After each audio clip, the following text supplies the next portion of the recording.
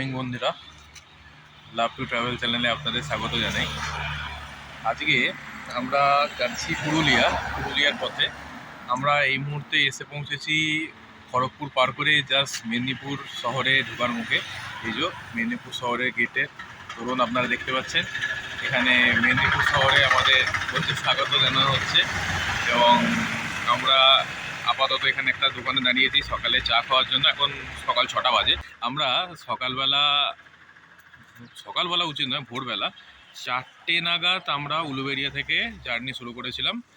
আর এই 6টা নাগাদ আমরা মেদিনীপুরে এসে পৌঁছালাম। মাঝখানে একবার আমরা দাঁড়িয়েছিলাম। আপাতত আমরা মেদিনীপুরের সামনাসামনি একদম শহরের মুখে ঢুকছি। এখনও আমাদের অর্ধেকের বেশি রাস্তা যাওয়া বাকি।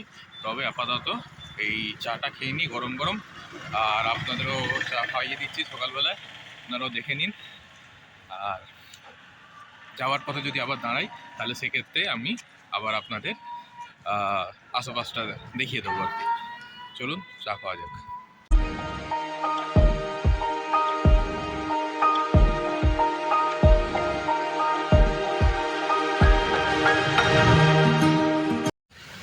সকাল সকাল আমরা অবশেষে চায়ের দোকানে চা পেলাম। অনেকক্ষণ আমরা চেষ্টা করেছি, সকালের দিকে কোনো চায়ের দোকান খোলা পাওয়া যায়নি। মেদিনীপুর শহরে ঢুকে অবশেষে আমরা একটা চায়ের দোকানে জিজ্ঞাসা করলাম কি চা অ্যাভেলেবেল আছে কি না। উনি বললেন যে হ্যাঁ, গরম গরম চা অ্যাভেলেবেল আছে, আপনারা চলে আসুন।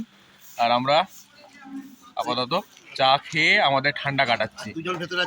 হ্যাঁ, এখন আমাদের ভেতরে ঠান্ডায় কাবু হয়ে গেছেন, তাই তারা একটু ভেতরে গরমে একটু নিজেদের শরীরটাকে একটু সেকে নিচ্ছেন আর কি।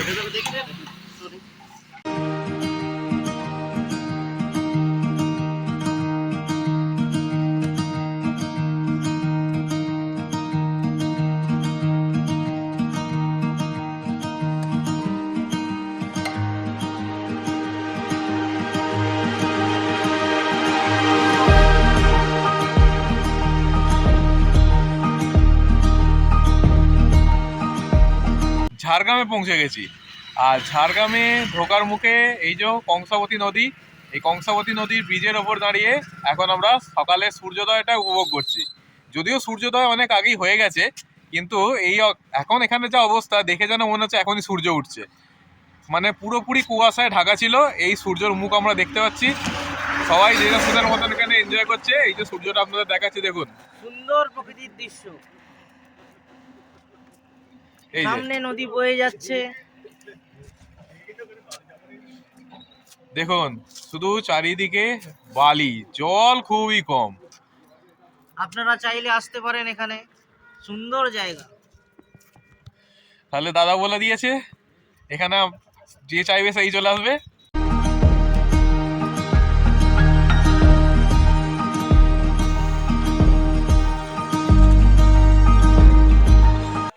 বন্ধুরা, আমরা এখানে একটা গুড় তৈরি করার জায়গা দেখে দাঁড়ালাম।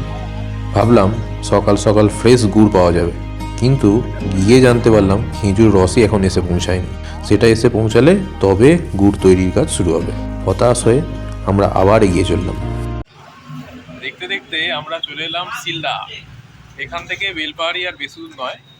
আর আমরা এখানে আস্তে আস্তে একটা দোকান এখানে খেয়ে নিচ্ছি। এখানে একটা ছোটোখাটো দোকানে আমরা খাওয়া দাওয়া করে নিচ্ছি। যে যেরকম পাচ্ছে খাচ্ছে, কেউ মুড়ি খাচ্ছে, কেউ কচুরি খাচ্ছে। আর এখানে মোটামুটি অনেক রকম আইটেমই রাখা রয়েছে দেখতে পাচ্ছি। আর ভেতরে আমাদের টিম বসে রয়েছে, যে যাচ্ছে তার পছন্দ মতো। কেউ নিয়েছে মুড়ি, আবার কেউ খাচ্ছে কচুরি। কচুরি ঠিক আছে? বাহ, ইনডোর খাওয়া প্রায় শেষের পথে। আর এখানেও মুড়িও শেষের পথে। সিলদার একদম জমাটি জায়গায় আমরা দাঁড়িয়েছি। এখানে আসলে বাজার আছে।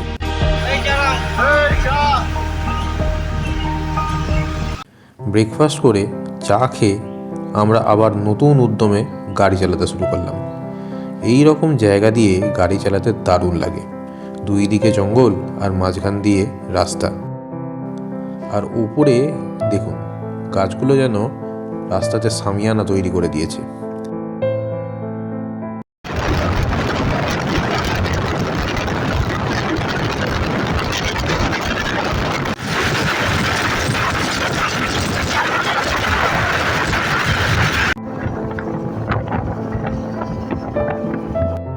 বেশ অনেকটা চলার পর আবার একটা সুন্দর জায়গা দেখে না দাঁড়িয়ে পারলাম না।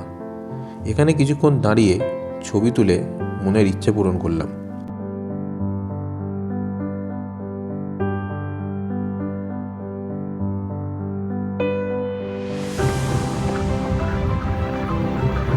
আবার চলা শুরু করলাম। মনের আনন্দে আমরা গাড়ি চালাচ্ছিলাম।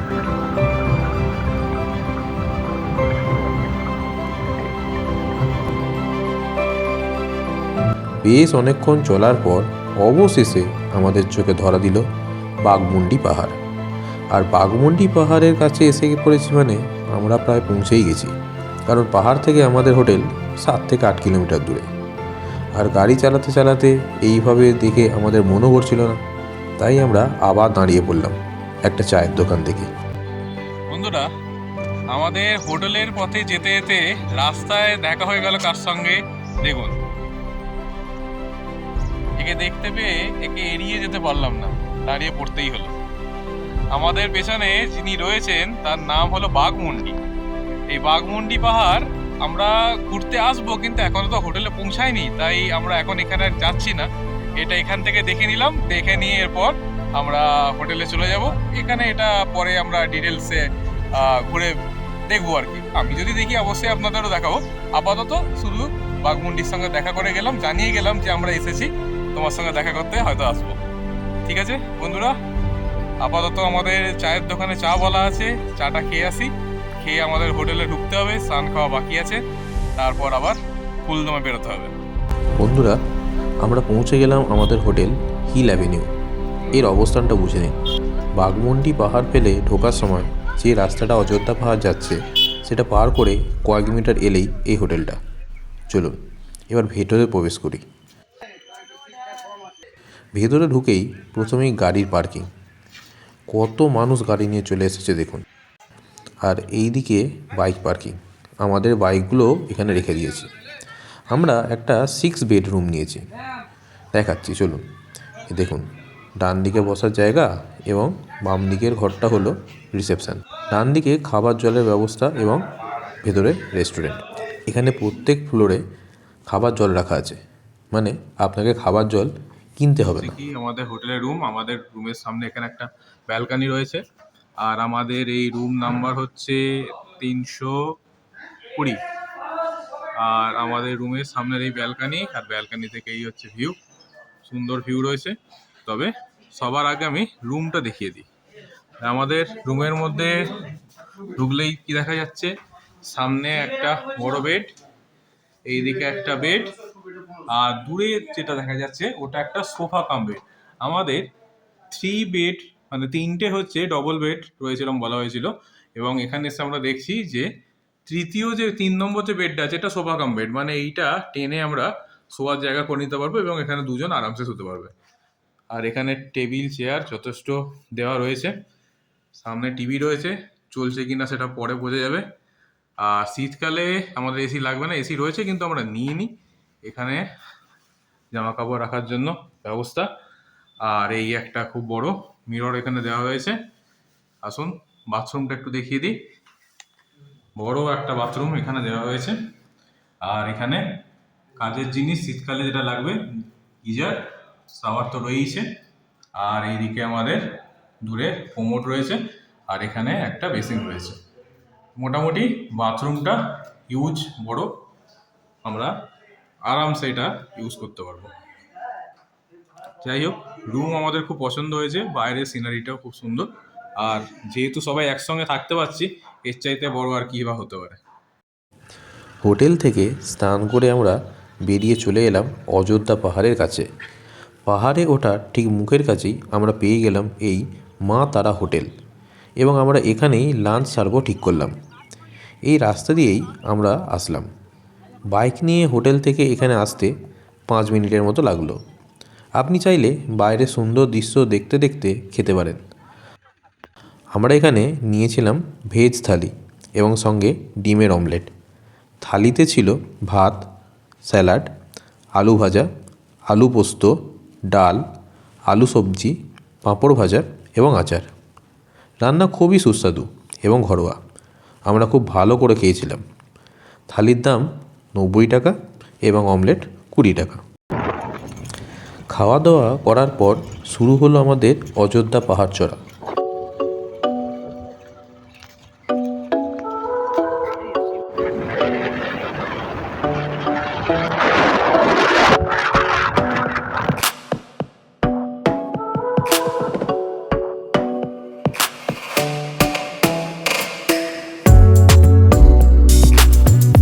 ভিউটা দেখুন বন্ধুরা, কত সুন্দর লাগছে। এখানে একটু সময় না কাটিয়ে কি যাওয়া যায়?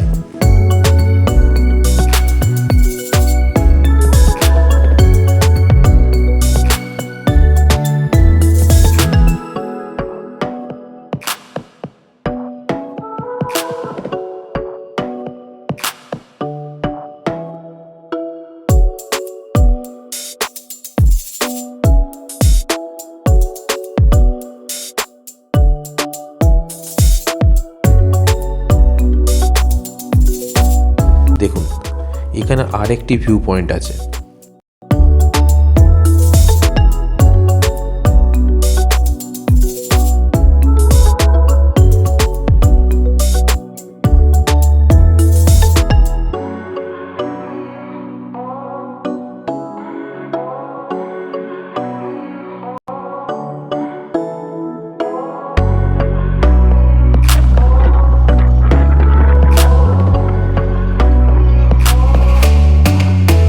রাস্তাটা কিন্তু কোনো কোনো জায়গায় খুবই খাড়াই। আবার একবার দাঁড়িয়ে পড়তে হলো। এই রকম সুন্দর দৃশ্য যদি ভিডিওতে ধরে না রাখি তাহলে কি চলে? দেখুন বন্ধুরা, এটা হলো অযোধ্যা পাহাড়ের লোয়ার ড্যাম। কত সুন্দর লাগছে চারদিকটা। অযোধ্যা পাহাড়ে দুটো ড্যাম আছে, একটা লোয়ার ড্যাম আর একটা আপার ড্যাম। এটা হলো লোয়ার ড্যাম। এরপর আমরা চলে যাব আপার ড্যামে। তবে কোনো জায়গাতেই আমরা দীর্ঘ সময় ধরে থাকতে পারবো না, কারণ আমাদের অনেকগুলো জায়গা কভার করতে হবে।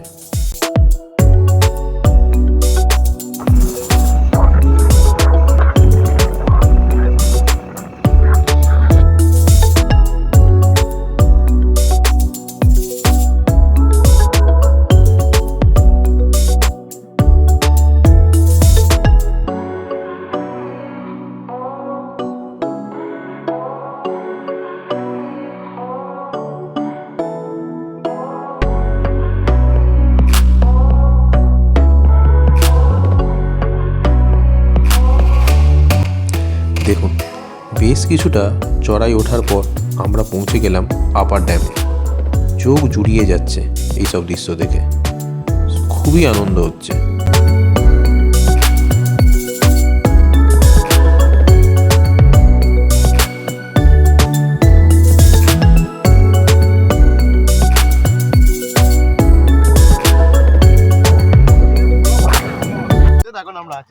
বন্ধুরা, আমরা চলে এলাম অযোধ্যা পাহাড়ের আপার ড্যামে। এইখানে জলটা পাম্প করে তোলা হয় লোয়ার ড্যাম থেকে, আর এখান থেকে হচ্ছে জলটা আবার নিচে পাঠিয়ে বিদ্যুৎ তৈরি করা হয়। তাহলে বিদ্যুৎ তৈরি করার জন্য হচ্ছে কি এখানে জলটা জমা করে রাখা রয়েছে। আমি তো এটা পেছন দিকটা দেখাচ্ছি, ড্যামটা যদি দেখতে হয় তাহলে দেখা। হ্যালো বন্ধুরা, আমি ড্যামটা আপনাদের দেখাচ্ছি। দেখুন, এই হচ্ছে বিশাল বড় একটা জলাধার।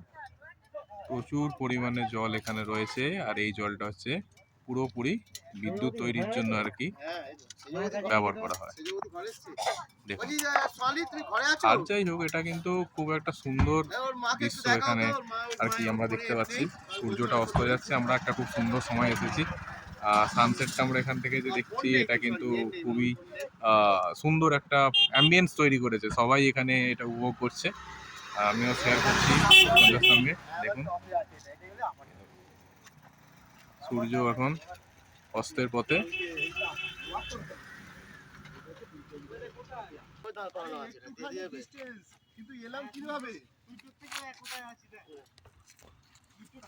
দেখুন আপার ড্যাম থেকে এই যে দৃশ্যটা নৈসর্গিক বললে পরেও কম বলা হয়।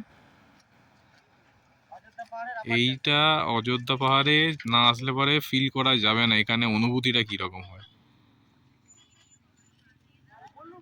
এত কষ্ট করে যে উপরে উঠলাম তার যে ফল সেটা যে কতটা মিষ্টি আসলে তবে বোঝা যাবে। দারুণ লাগছে এই সময়টা এখানে উপভোগ করতে। দেখুন আপার ড্যামের ওপরেই এখানে কয়েকটি দোকান রয়েছে এবং এখানে মুখোশ বিক্রি হচ্ছে। এগুলো একদম পুরুলিয়া জেলার নিজস্ব জিনিস, খুব সুন্দর সুন্দর মুখোশ। এগুলো কিন্তু মাটির তৈরি নয়, কোনোটি কাগজ, কোনোটি নারকেল খোল দিয়ে তৈরি। আকারের ওপর ভিত্তি করে কোনোটি 120 টাকা জোড়া, কোনোটি 90 টাকা জোড়া, কোনটা আবার 50 টাকা জোড়া। আমরা এখানে সামান্য কিছু কেনাকাটা করলাম।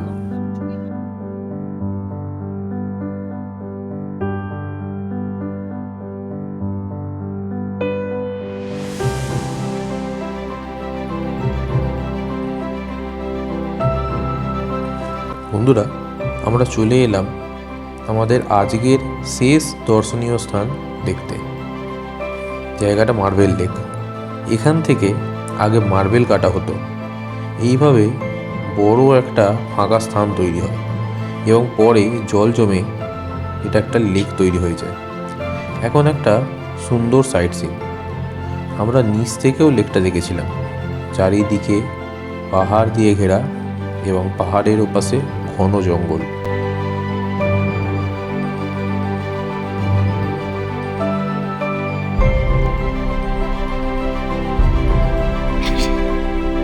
দেখুন আমরা নিচে নেমে আসলাম এবং অন্ধকারও নামলো। রোমাঞ্চকর অ্যাম্বিয়েন্স এবং জঙ্গল থেকে নাম না জানা কোনো প্রাণীর ডাক ভেসে আসছিল। যাই হোক, এখানে বেশ কিছুটা সময় কাটিয়ে আমরা ফিরে গিয়েছিলাম বাঘমুন্ডিতে এবং ফেরার পথে বাজারে মাংস কিনে একটা দোকানে রান্না করিয়ে খাবার নিয়ে হোটেলে ফিরে আসি। রাত্রে আমরা রুটি এবং কষা মাংস সহযোগে ডিনার সম্পন্ন করলাম। যাই হোক, পরের পর্বে আপনাদের দেখাবো অযোধ্যা পাহাড়ের বাকি সাইট সিনগুলো এবং দুপুর 2:30টা নাগাদ চলে যাব গড় পঞ্চকোটের উদ্দেশ্যে। আমার ভিডিও ভালো লাগলে অবশ্যই লাইক, কমেন্ট এবং শেয়ার করবেন এবং আমার চ্যানেলটি সাবস্ক্রাইব করবেন। দেখা হবে পরের পর্বে খুব শীঘ্রই। এতক্ষণ আমার সঙ্গে থাকার জন্য ধন্যবাদ। ঠিক আছে। গৌতম